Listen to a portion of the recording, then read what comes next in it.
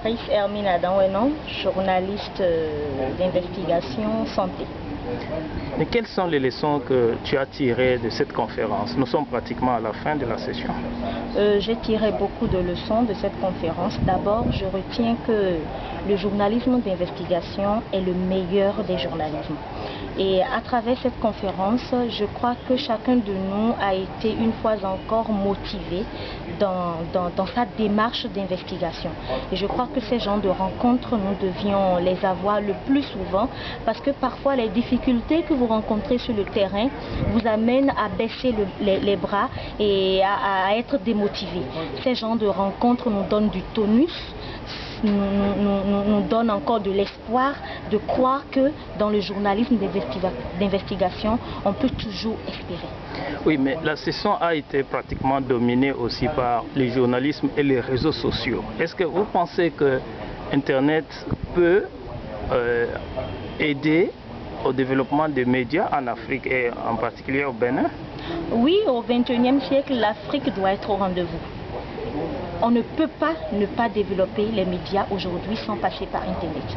Parce qu'aujourd'hui, le concept est tel qu'il faut changer des choses dans notre pays, dans notre continent.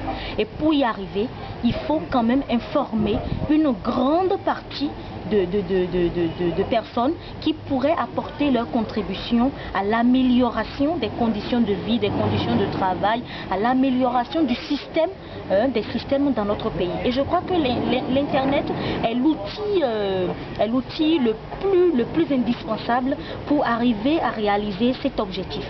Et si l'Afrique aspire à un développement, à un avenir meilleur, il doit s'ouvrir au monde et écouter tout ce qui vient comme conseil de ce monde-là et aussi prendre comme exemple tout ce qu'il voit de l'autre côté. Sans cette ouverture, moi je crois que nous n'allons pas vraiment nous développer. Ce n'est pas pour dire aussi que nous allons, tout en nous ouvrant, laisser de côté nos cultures, laisser de côté nos traditions. Nous allons nous ouvrir au monde tout en gardant pour nous notre culture et aussi en montrant aux autres que nous avons quelque chose à leur donner. Parce que souvent, dans les pays européens, les gens ont une mauvaise appréhension sur l'Afrique.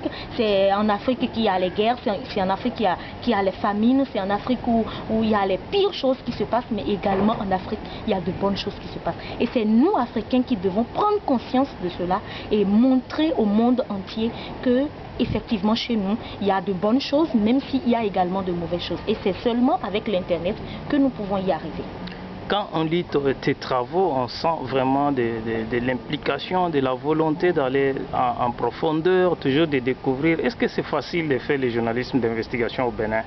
Ce n'est pas du tout facile de faire du journalisme d'investigation au Bénin parce que d'abord vous rencontrez les obstacles financiers.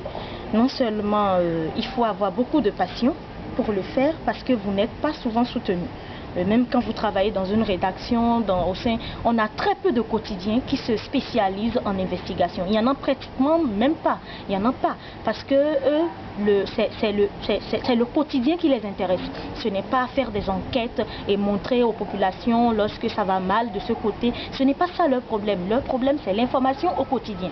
Ce qui fait que quand vous êtes employé dans ces genres de structures, vous n'arrivez pas vraiment à vous extérioriser. Donc la première difficulté pour le journalisme d'investigation au Bénin, c'est d'abord les problèmes les problèmes financiers. Vous n'avez pas de soutien, c'est sur fonds propres que vous initiez vos enquêtes et tant pis si en faisant les enquêtes il vous arrive malheur. C'est souvent ça parce que les rédactions ne sont pas toujours responsables de ces enquêtes-là puisqu'ils ne mettent pas les fonds à votre disposition, donc ils ne s'engagent pas non plus du reste. Donc je dirais le premier obstacle c'est d'abord ça. Le second obstacle c'est sur le terrain. C'est dire qu'aujourd'hui, les Béninois ne sont pas ils ne sont pas ouverts. Quand vous allez voir les gens sont craintifs. Ils ne veulent pas parler parce que demain, il se pourrait qu'ils aient des retombées. Donc, il y a toujours la réserve qui est là. Vous voyez l'obstacle et vous n'avez pas toujours les informations. Il faut insister, il faut vraiment insister pour avoir ce dont vous avez. Même quand les gens sont victimes d'une situation donnée, ils vous parlent, mais après, c'est eux-mêmes qui reviennent vous voir et qui demande pardon, je n'en ai pas parlé pour que tu en parles dans la presse, et ainsi de suite. Donc, on voit qu'il y a encore un travail à faire pour sensibiliser la population et leur dire que le journal d'investigation, ce n'est pas pour faire du mal à la population, mais c'est d'abord pour promouvoir ce comportement, dire dans nos sociétés ce qui ne va pas, dénoncer ce qui ne va pas. Les gens n'ont pas le courage de dénoncer. Même quand ils sont victimes, ils n'ont pas le courage de dénoncer.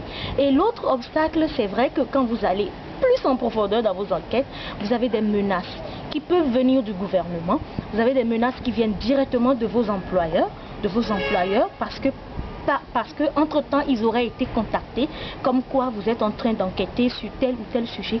Donc, en même temps, on vous dit stop, vous arrêtez l'investigation qui est en cours parce que nous avons reçu des plaintes. Et vous-même, vous n'êtes pas épargné, vous êtes menacé. Les gens vous menacent ouvertement.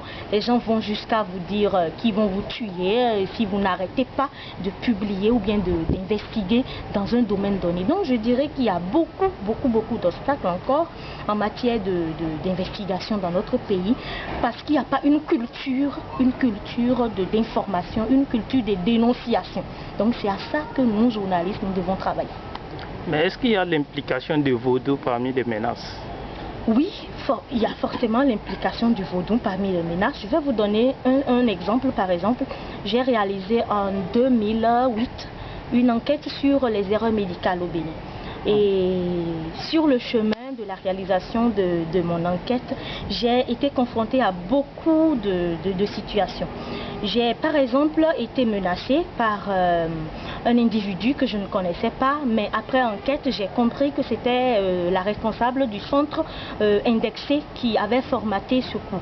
Un autre exemple, l'avocat qui était chargé de défendre la victime a été vraiment, il a fait l'objet d'un cambriolage organisé parce que tout son bureau a été saccadé à la recherche des preuves, des documents pour l'empêcher d'apporter à la journaliste que je suis les informations nécessaires à mon enquête.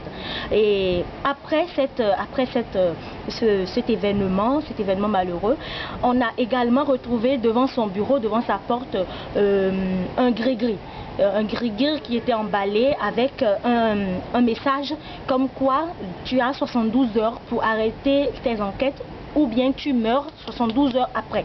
Donc c'est pas mal de choses qui arrivent aux journalistes et qui font que parfois vous êtes ralentis dans vos efforts d'apporter la vérité, d'apporter l'information à votre public. Et au Bénin, c'est récurrent. Merci. Merci.